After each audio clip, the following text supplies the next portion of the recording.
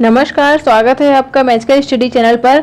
आज हम UGC net विषय हिंदी से संबंधित इकाई 2 का भाग 3 लेकर आपके समक्ष उपस्थित है। इकाई 2 जो कि हिंदी साहित्य का इतिहास से संबंधित है। तो इकाई 2 के अंतर्गत आज हम जो बात करने वाले हैं वो हिंदी साहित्य का काल विभाजन एवं नामकरण के बारे में अध्ययन करने वाले हैं। तो सभी जो विद्वान थे उन्होंने अपने अपने आधार पर अपने अपने हिसाब से काल का विभाजन किया है, लेकिन जो सबसे सही जो माना गया है काल विभाजन वो शुक्ल जी का माना गया है। तो लेकिन हम एक बार सभी का देख लेते हैं, सबने किस किस प्रकार से इसको क्या नाम दिया और किस प्रकार से काल विभाजन किया। तो शुरू करते हैं हिंदी साहित्य का काल विभाजन एवं नामकरण। तो नीलम जी, गुड इवनिंग। हिंदी साहित्य के काल विभाजन का जो आधार रहा है तो वो हिंदी साहित्य के इतिहास के अध्ययन को वैज्ञानिक रूप देने के लिए कई खंडों, वर्गों या तत्वों में विभाजित कर लिया जाता है ताकि उसकी मूल प्रवृत्तियों को समझने में स्पष्टता आ सके। तो जब भी हिंदी साहित्य के इतिहास का जो अध्ययन है उसको वैज्ञानिक रूप देना होता है तो उन्हें अलग अलग खंडों में या वर्गों में या तत्वों में विभाजित कर लिया जाता है, जिससे कि उसकी जो विशेषताएं हैं उनको समझने में स्पष्टता आ सके। और इतिहास में हम काल पर विशेष बल देते हैं, काल यानी समय पर विशेष बल देते हैं। अतः अध्ययन की क्रमबद्धता और संगत लाने के लिए उसे विभिन्न काल खंडों में विभक्त करना उपयुक्त सिद्ध होता है।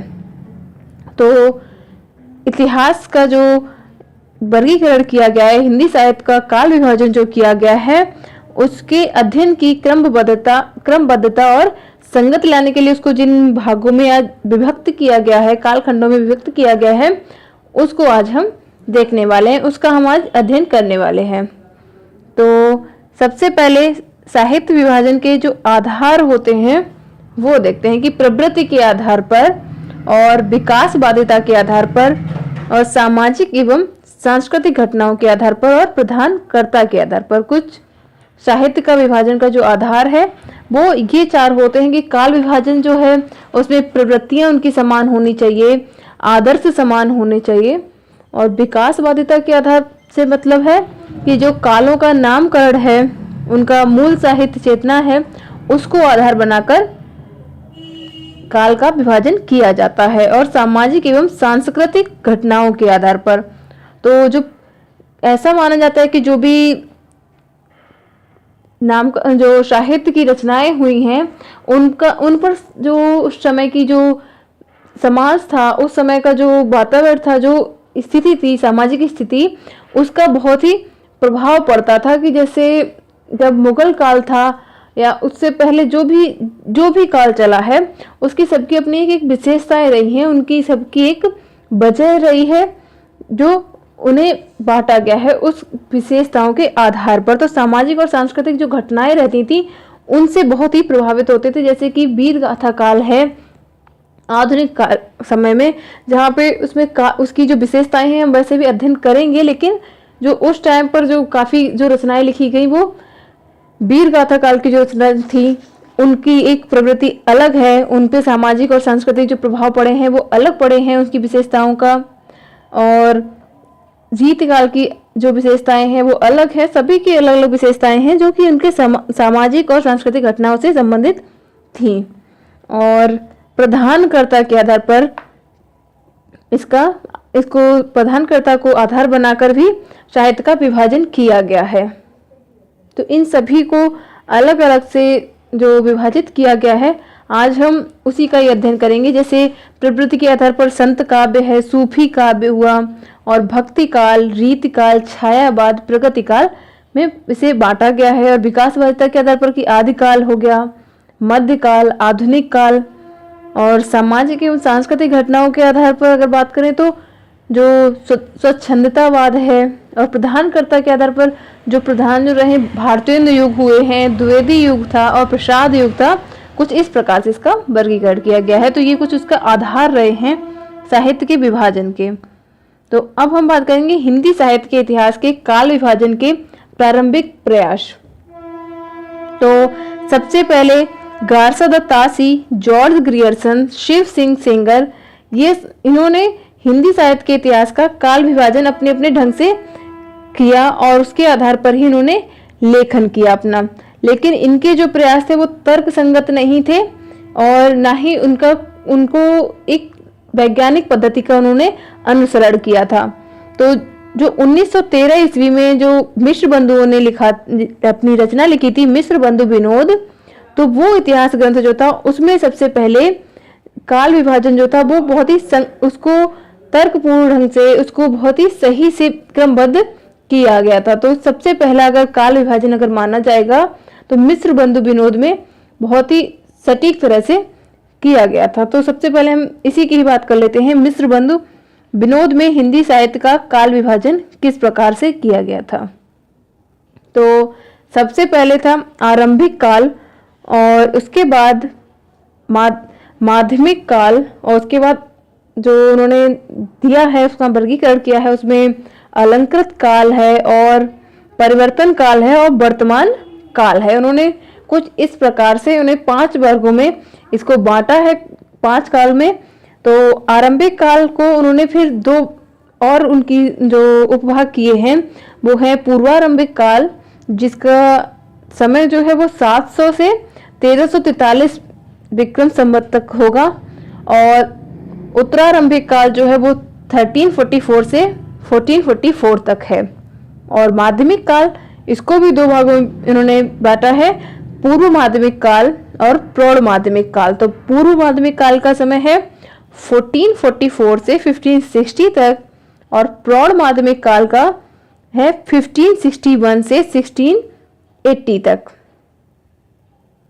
और अगर बात करें अलंकृत काल की, तो उसको भी 2 भागों में बांटा है, पूर्वालंकृत काल जिसका समय होगा 1681 से 1790 तक, और उत्तरालंकृत काल जो है वो 1791 से 1889 तक, तो और परिवर्तन काल का जो समय है वो 1890 से 1927 तक है, और वर्तमान काल 1925 से अभी तक है।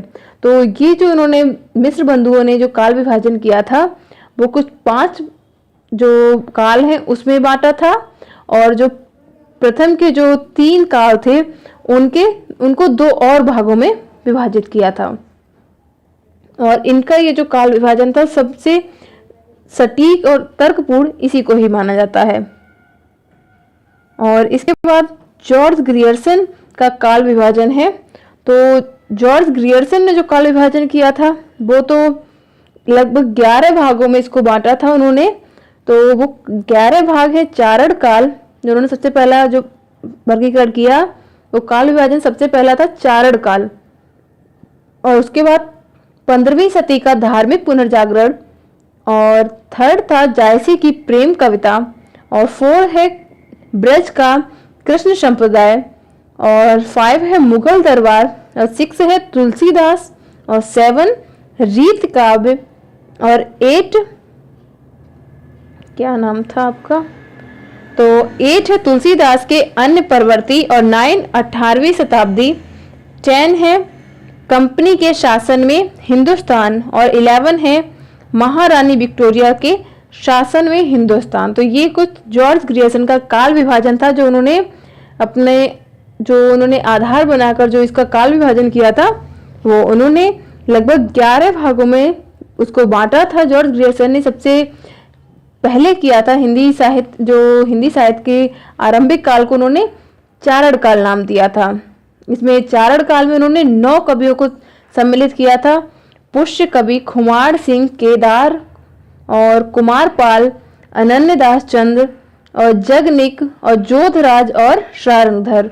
तो इन सभी को 9 कवियों को इसके अंतर्गत उन्होंने स्थान दिया था। और जो ग्रियर्सन ने अपने इतिहास में केवल प्रवृत्तिगत काल विभाजन किया था।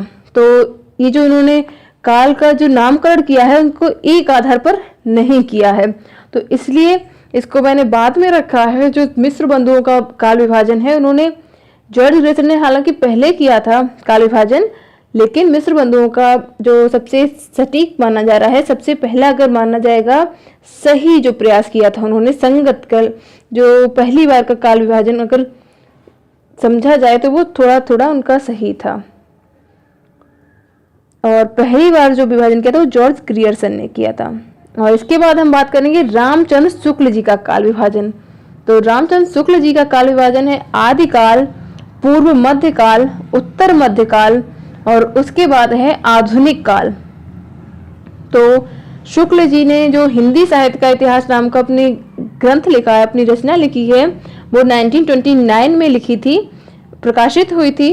और उसमें उन्होंने काल विभाजन जो बिल्कुल नए रूप से देने का प्रयास किया था वो इस प्रकार है। और इसमें आदिकाल को वीर गाथा काल कहा गया है और पूर्व मध्यकाल को भक्ति काल और उत्तर मध्यकाल को रीतिकाल और आधुनिक काल को कृद्धकाल। ये सभी नाम शुक्ल जी को भी स्वीकार्य थे। तो उन्होंने दोहरे नाम जो हैं ये इस बात का सूचित करते हैं कि जो जिस काल को लोग आदिकाल कहते हैं वे वीर गाथा काल कहना पसंद करेंगे। और इसी तरह से जो अन्य नाम हैं वो भी इसी प्रकार से हैं।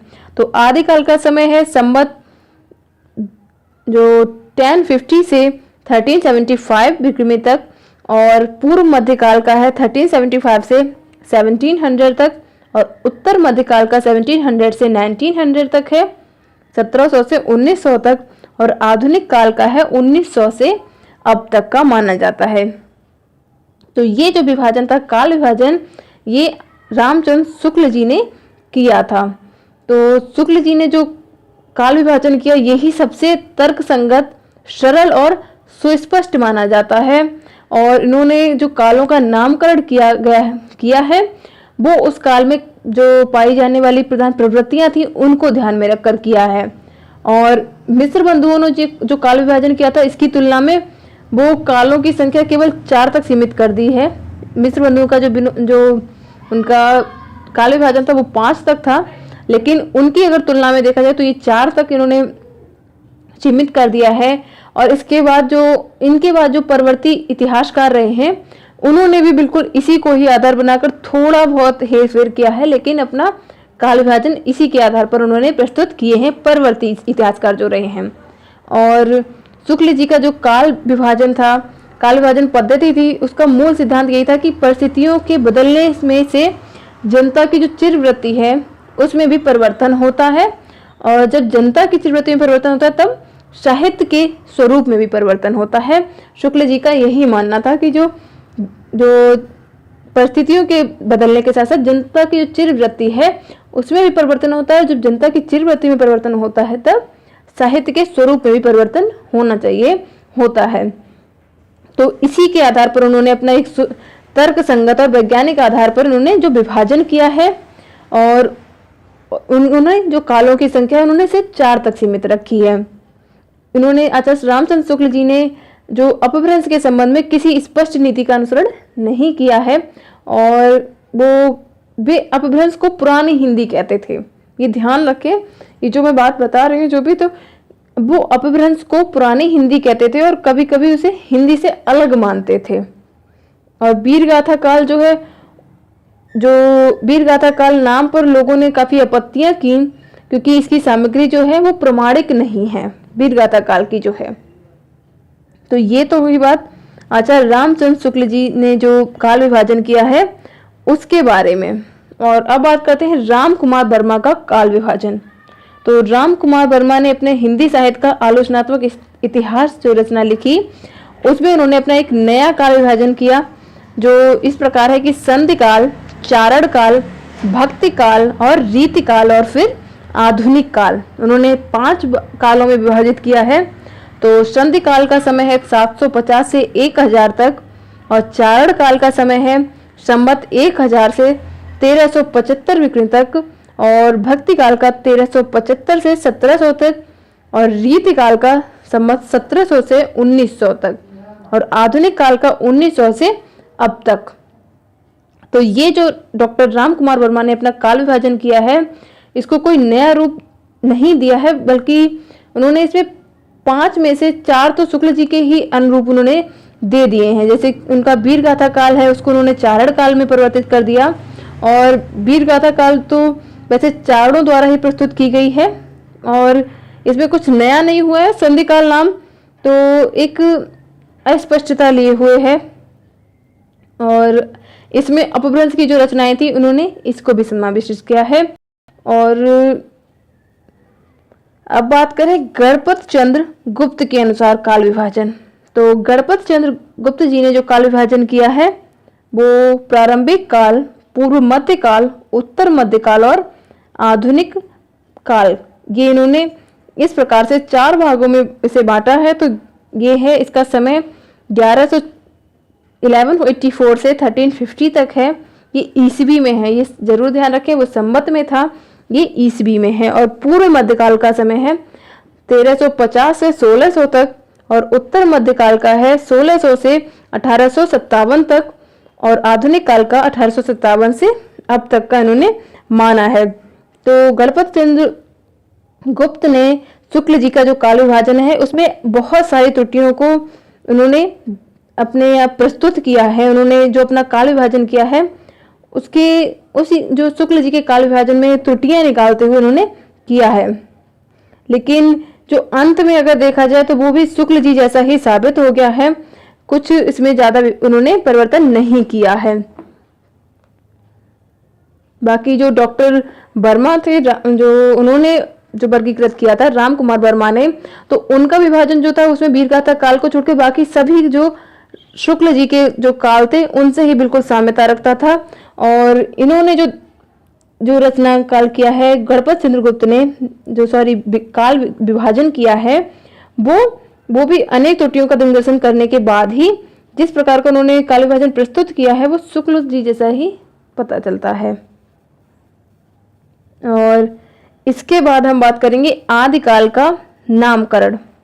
तो आदिकाल का जो नामकरण है तो यहाँ पे एक तरफ नाम है और दूसरी तरफ उनके प्रयोक्ता हैं। तो चारण काल जो नाम दिया था वो जॉर्ज ग्रियर्सन ने दिया था और प्रारंभिक काल, ये आदिकाल के नाम है, प्रारंभिक काल मिश्र बंधु ने और बीजक वन काल महावीर प्रसाद द्विवेदी ने और वीर गाथा काल रामचंद्र शुक्ल जी द्वारा दिया गया था और सिद्ध सामंत काल राहुल सांकृत्यायन जी द्वारा दिया गया था।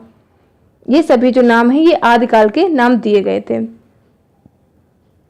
और वीर काल जो है वो विश्वनाथ प्रसाद मिश्र जी ने दिया है और संधि काल या चारण काल डॉक्टर राम कुमार वर्मा ने दिया है और आदिकाल आचार्य हजारी प्रसाद द्विवेदी जी के द्वारा दिया गया नाम है और आधार काल सुमन राजे द्वारा दिया गया है। ये कुछ नाम है जो आदिकाल का जो नामकरण किया गया है। विभिन्न जो साहित्यकार थे उन्होंने अपने अपने नाम को सुझाए थे, तो वो इस प्रकार थे। और इसमें आदिकाल में गणपत चंद्रगुप्त जी हैं, उन्होंने भी प्रारंभिक काल कहा है इसको। और अगर हम बात करें भक्ति काल का नामकरण, तो भक्ति काल का एक तरफ नाम है, दूसरी तरफ प्रयोक्ता है। तो माध्यमिक काल मिश्र बंधुओं द्वारा दिया गया नाम है और भक्ति काल रामचंद्र शुक्ल ने, राम कुमार वर्मा ने और हजारी प्रसाद द्विवेदी, इन तीनों ने ही ये नाम दिया है। और पूर्व मध्यकाल डॉक्टर गणपत चंद्र गुप्त जी द्वारा दिया गया है। और रीत काल का जो नामकरण है तो वो अलंकृत काल मिश्र बंधुओं ने नाम दिया है रीतकाल को और रीत काव्य जॉर्ज ग्रियर्सन ने नाम दिया है और रीत काल रामचंद्र शुक्ल ने और राम कुमार वर्मा ने। जैसा कि मैंने बताया काफी कुछ राम कुमार वर्मा जी ने रामचंद्र शुक्ल जी का ही बिल्कुल हूबहू वैसा ही कॉपी किया है। और श्रृंगार काल जो है विश्वनाथ त्रिपाठी जी द्वारा दिया गया नाम है और कला काल भगीरथ मिश्र और रमा शंकर शुक्ल रसाल जी द्वारा दिया गया नाम है। तो ये कुछ रीतकाल के नाम थे। और जो सबसे आधुनिक काल का जो नाम है वो वर्तमान काल मिश्र बंधु ने नाम दिया है और गद्य काल रामचंद्र शुक्ल जी ने नाम दिया था और आधुनिक काल हजारी प्रसाद द्विवेदी जी ने नाम दिया था। तो ये आधुनिक काल के कुछ नाम हैं।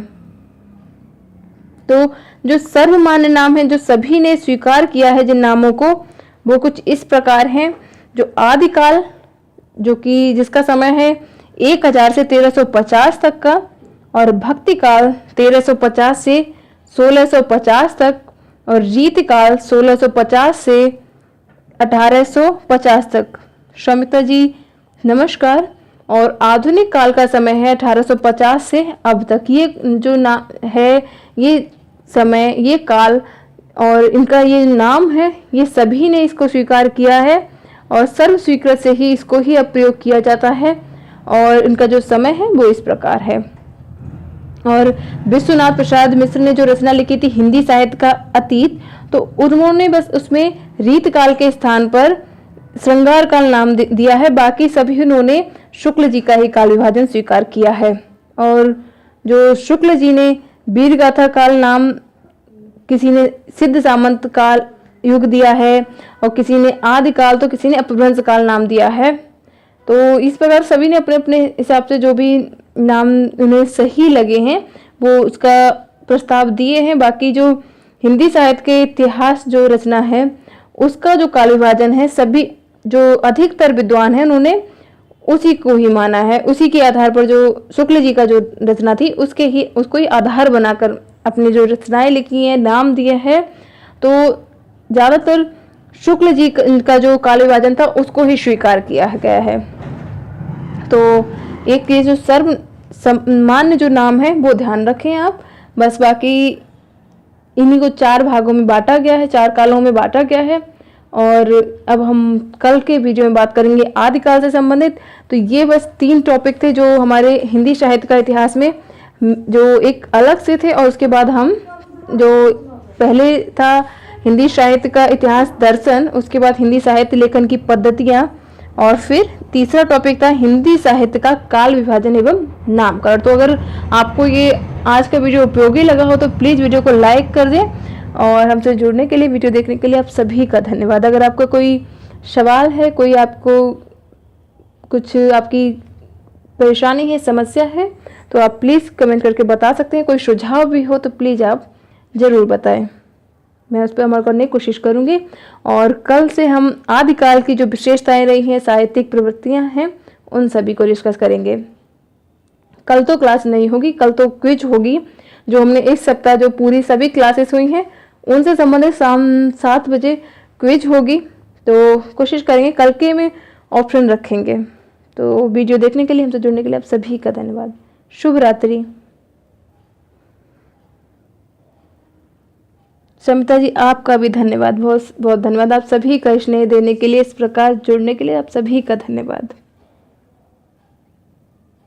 कल मिलते हैं। तैयारी अपनी नोट कर लें जरूर, जो प्लेलिस्ट में जाकर जिन्होंने नहीं